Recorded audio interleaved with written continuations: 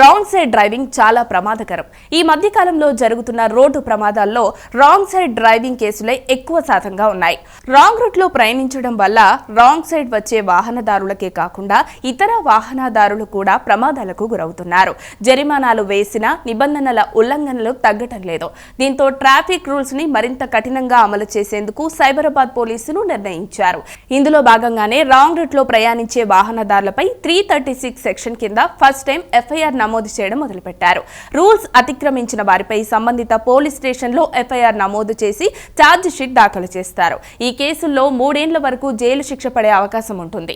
కొన్నిసార్లు జైలు శిక్షతో పాటు జరిమానా కూడా పడవచ్చు. ఈ విధానాన్ని పోలీసులు మొదటిసారిగా గత నెలలోనే అమల్లోకి తీసుకువచ్చారు. కమిషనరేట్ పరిధిలో తరచూ ఎక్కువగా రాంగ్ రూట్ వెళ్లేందుకు అవకాశాలున్న 124 ప్రాంతాలను గుర్తించి ఆ ఏరియాల్లో ఏఎన్పిఆర్ కెమెరాలు అమరుస్తున్నారు.